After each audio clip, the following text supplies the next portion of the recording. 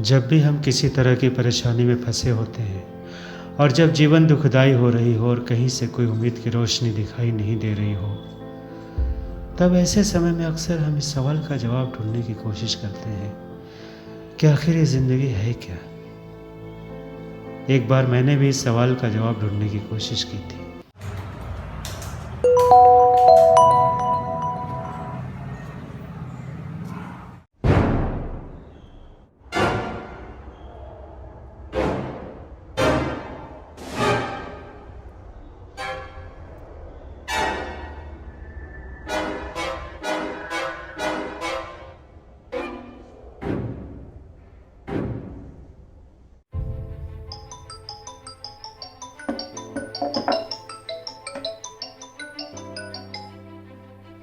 Hello.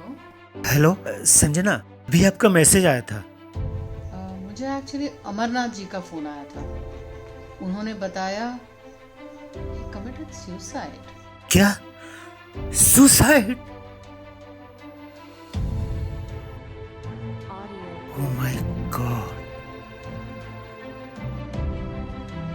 लेकिन वो तो ऐसे नहीं थे। इतना सब कुछ नहीं पता। ये पता है कि वो सुबह मॉर्निंग वॉक पे निकले थे और सनराइज के साथ ही उनकी बॉडी मिली कटी हुई ट्रैक पे। ओह सो सैड।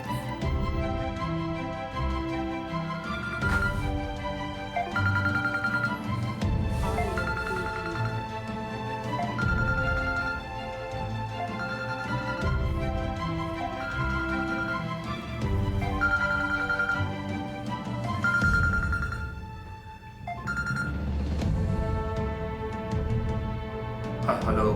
मैं अरुण बोल रहा हूँ। अरुण, पता चला होगा।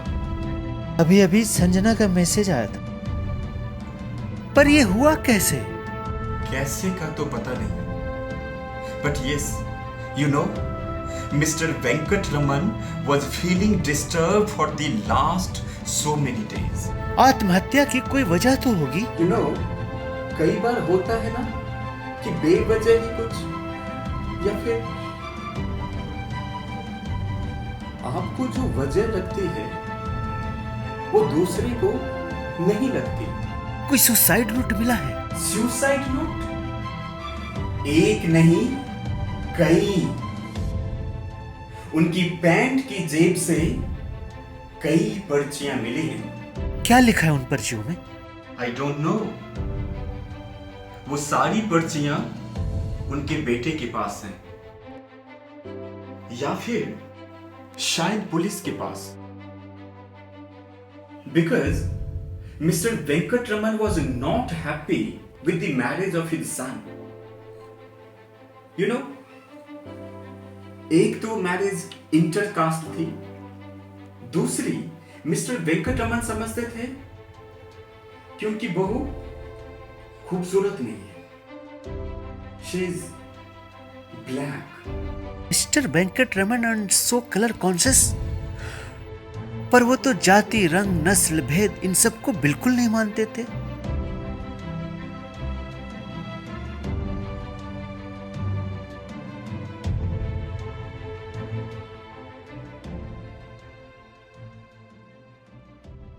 मिस्टर वेंकट रमन के निधन की खबर पाते ही न जाने कितने कितने स्मृति खंड फ्रेम दर फ्रेम आंखों के सामने नाचने लगे।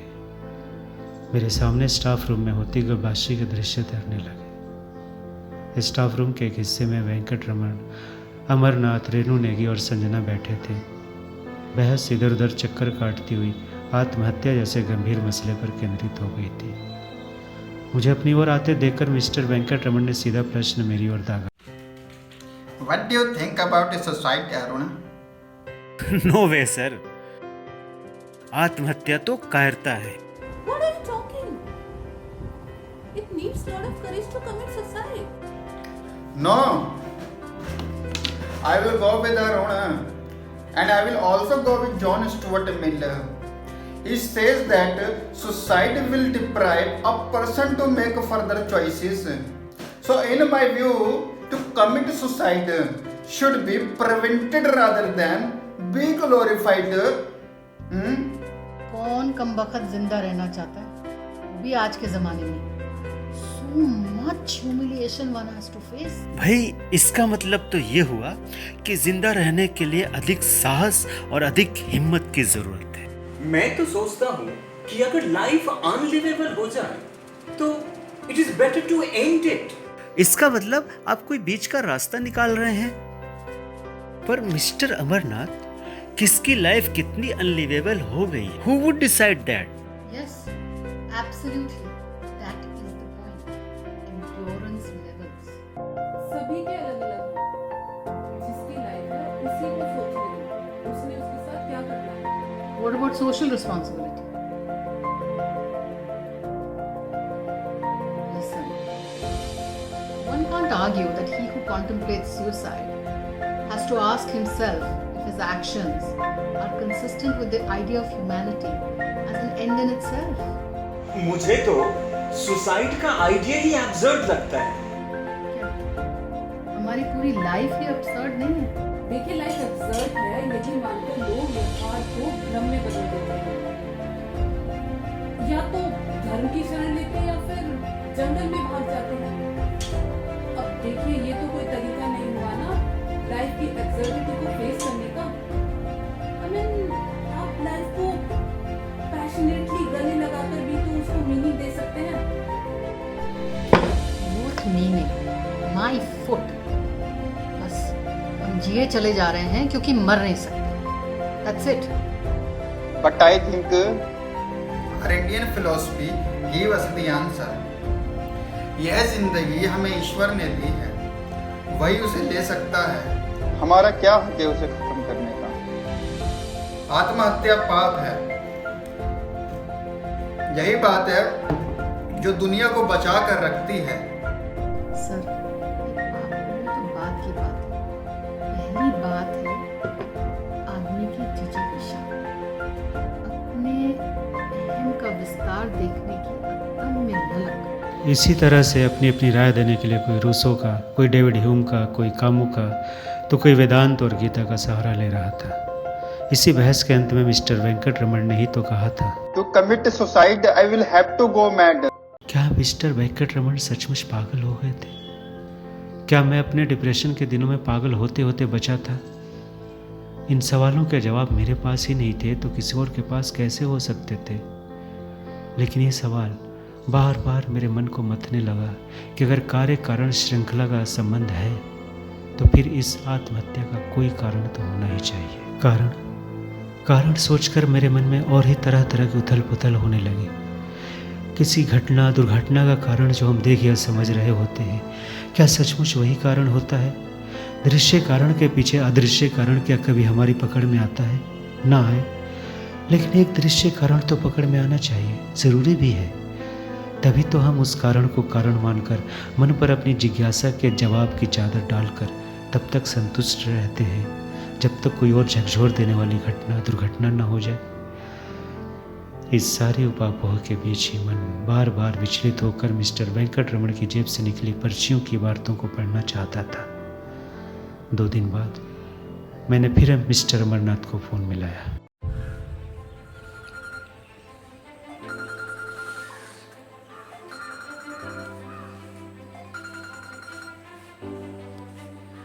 हेलो सर, कोई वजह पता चली? हाँ, कुछ यू नो 2 दिनों से तो हम पुलिस के ही चक्कर काटते रहे। अब बड़ी मुश्किल से केस बंद करवाया। वो कैसे? यू नो मेरा एक फ्रेंड डीसीपी है, तो मुश्किल जरूर हुई बट फाइनली हो गया। Actually mister Venkat Raman was an extremely sensitive person. हाँ सर, आपने बताया था। हाँ, पहले भी बताया था। Yes, I did. But did I tell you that his daughter-in-law was expecting? उनकी बहू को बच्चा होने वाला था। इतनी मामूली सी बात पर कोई आत्महत्या कैसे कर सकता है? Yes, I do agree with you, Mr. Root. But you know, एक एक करके कई बातें जुड़ती चली जाती हैं। अपनी डॉटर इन लॉ से भी कुछ परेशान रहते थे और बेटा भी शायद ध्यान नहीं रखता होगा। यू नो, अब क्या पता कि किसी के घर में रोज रोज क्या घट रहा है, और फिर एक आदमी को मामूली लगने वाली बात किसी और के लिए बहुत इंपॉर्टेंट हो जाती है। यू नो, लास्ट ईयर हमारे कॉलेज में ही एक लड़की ने सिर्फ इसलिए आत्महत्या कर ली क्योंकि उसके बॉयफ्रेंड ने गुस्से में उससे ये कह दिया, मरना है तो जा मर, पर मेरा पीछा छोड़। अब बताओ, ये भी कोई वजह है मरने की? सर अच्छा नहीं लगा, बहुत ही गलत मिसाल पेश की है उन्होंने। What should I say, Mr. Arun? You know, Mr. Venkat Raman depression में भी थे, पिछले 2-3 सालों से इलाज भी करवा रहे थे। इनफैक्ट वो इस इलाज से भी तंग आ चुके थे। पर वो तो पूजा पाठ भी किया करते थे। वो सब करते थे, but peace was eluding him। कहीं भी उन्हें चैन नहीं मिला। भगवत गीता के बड़े भक्त, पर वो भी काम नहीं आए। मैं बहुत डिस्टर्ब हूँ सर, बहुत ज्यादा disturb. Arun, oh come on dear, you're such a vibrant young man, so full of life, so thoughtful. You know, our students look up to you. Please, please dear, don't get disturbed. Right sir, phone रखता हूँ। Mister Venkat Raman की आत्महत्या ने मेरे सामने depression के द्वार फिर से खोल दिए थे। मैं फिर से एक बार डिप्रेशन की चपेट में आ रहा था। मिस्टर वेंकट रमन ने ठीक किया या गलत, इस सवाल से ज़्यादा मुझे ये बातें परेशान कर रही थी कि यहाँ से मेरे पाँव किस ओर उठेंगे, और उन पर्चियों की वार्ताएं क्या थी। उन्हीं से खुल सकता था उनकी आत्महत्या का रहस्य। तो क्या मैं खुद आत्महत्या करने की कोई वजह गढ़ रहा था? मैंने चाहा उनके बेटे से बात करूं, लेकिन आशंकित करने वाला कोई अदृश्य हाथ मुझे रोकता रहा, और मैंने फ़ोन मिलाकर बिना बात किए काट दिया। तभी मन के किसी कोने से एक और महीन सी रेखा शक्ल इख्तियार करने लगी। दो स्थितियां कभी भी एक सी नहीं हो सकती। तब मैं मिस्टर वेंकट रमन के हालात को अपने ऊपर क्यों उड़ रहा हूँ? मुझे तो अपना जीवन जीना है, अपनी तरह से जीना है। अपमान जिल्लत तो मन की स्थितियाँ होती हैं, कभी ओढ़ी हुई, कभी गढ़ी हुई। एब्सोल्यूट टर्म्स में वे स्थितियाँ क्या हैं? आज से 10, 20 या 50 वर्ष बाद ही उनका कोई महत्व भी होगा। तब क्यों बनूं हाइपर सेंसिटिव? जीवन तो जीने के लिए है। जीने के लिए बहुत कारण है मेरे पास, मरने के लिए उनमें से कोई बड़ा कारण होना चाहिए। सोचते सोचते मैं दार्शनिकता के खोल में घुसने लगा। क्या जीवन का अर्थ मृत्यु है? जीवन तो विकास है, मृत्यु जीवन कैसे हो सकती है? तो क्या मृत्यु एक विराम है, अर्धविराम या पूर्ण विराम? सभी पदार्थों का विखंडित हो जाना, उनका फिर किसी रूपाकार में परिवर्तित हो जाना, यही तो है विकास। मृत्यु का विकास तो हो ही नहीं सकता। विकास तो जीवन का ही है। मैं हूँ, जीवन है। मैं नहीं हूँ, तब भी जीवन है। तब मैं हूँ या नहीं, ये प्रश्न ही निरर्थक हो जाता है। तब क्या आत्महंता और अन्यों में कोई अंतर नहीं? आत्महंता होना साहस है, तो फिर सभी साहसी क्यों ना बने? तब जीवन, तब ये समाज, तब मैं। मुझे अपने सवालों के जवाब नहीं मिल रहे थे। अपने लिए ही नहीं, दूसरों के सवालों के जवाब मैं कैसे तैयार कर सकता हूँ? लेकिन बार बार मन के किसी कोने से मुझे यही सुनाई देता है कि आत्महत्या संघर्षों से मुक्ति का आसान रास्ता है। संघर्षों का सामना ना कर पाना कायरता है। तब आत्महत्या क्या है? शायद वो कायरता का ही शिखर बिंदु है। अपमान, जलालत कहीं ना कहीं, किसी न किसी शक्ल में सबका इनसे सामना होता है। इसके बावजूद लड़ना, संघर्ष करना, जीवन जीने के लिए कहीं ज़्यादा साहस की ज़रूरत है बजाय मरने के। इसलिए अपने मन में बार बार आत्महत्या करने का विचार आने के बावजूद मैंने फ़िलहाल ज़िंदा रहने का ही फैसला किया है, टू मेक फर्दर चॉइसेस।